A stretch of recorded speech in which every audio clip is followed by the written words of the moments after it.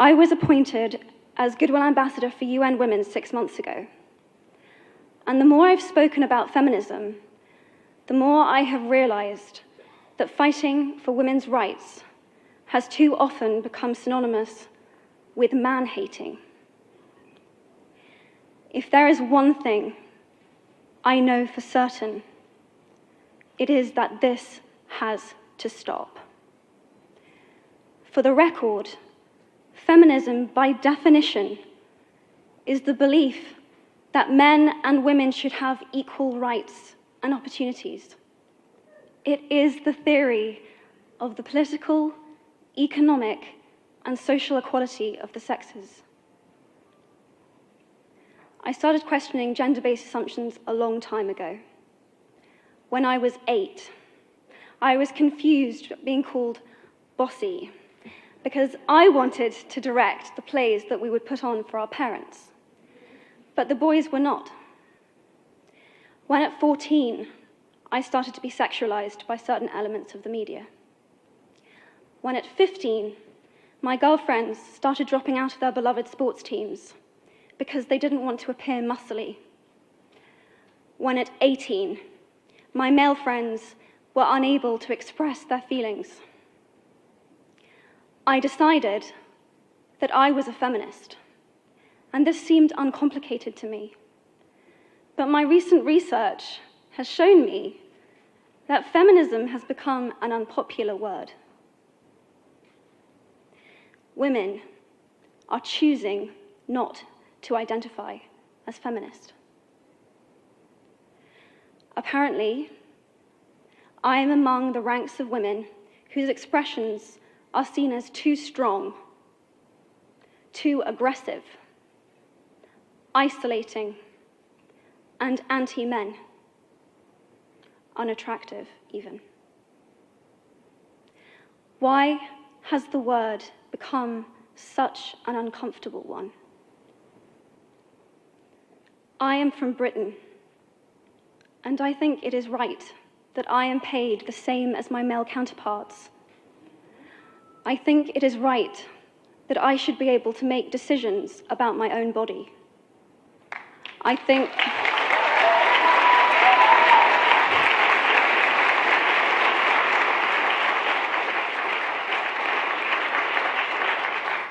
it is right that women be involved on my behalf in the policies and the decisions that will affect my life. I think it is right that socially I am afforded the same respect as men. But sadly, I can say that there is no one country in the world where all women can expect to receive these rights.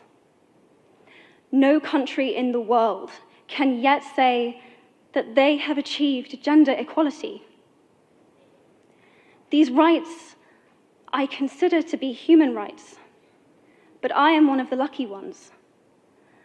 My life is a sheer privilege because my parents didn't love me less because I was born a daughter. My school did not limit me because I was a girl. My mentors didn't assume that I would go less far because I might give birth to a child one day. These influences were the gender equality ambassadors that made me who I am today. They may not know it, but they are the inadvertent feminists who are changing the world today. We need more of those. And if you still hate the word, it is not the word that is important. It's the idea and the ambition behind it. Because not all women have received the same rights that I have. In fact, statistically, very few have been. In 1997, Hillary Clinton made a famous speech in Beijing about women's rights.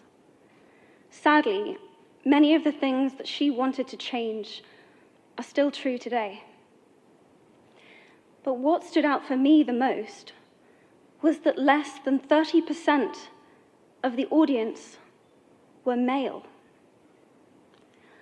How can we affect change in the world when only half of it is invited or feel welcome to participate in the conversation? Men, I would like to take this opportunity to extend your formal invitation.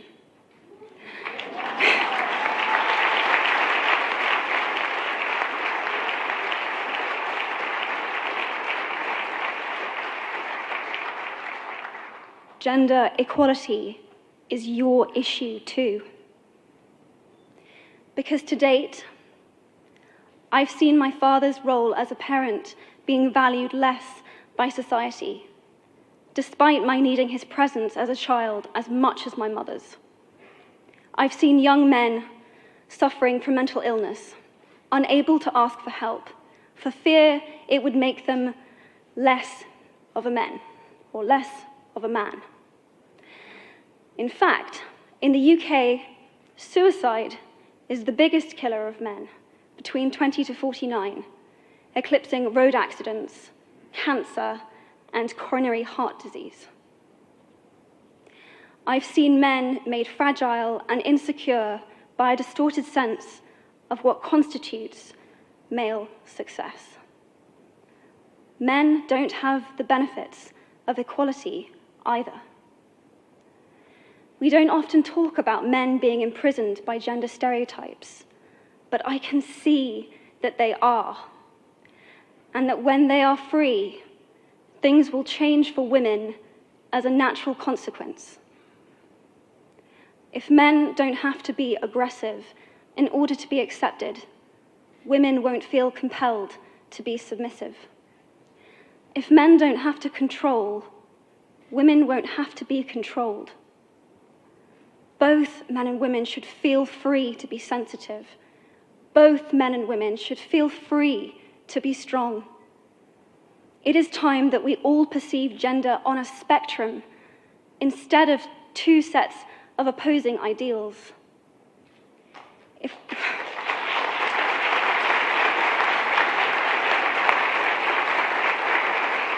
If we stop defining each other by what we are not and start defining ourselves by who we are, we can all be freer.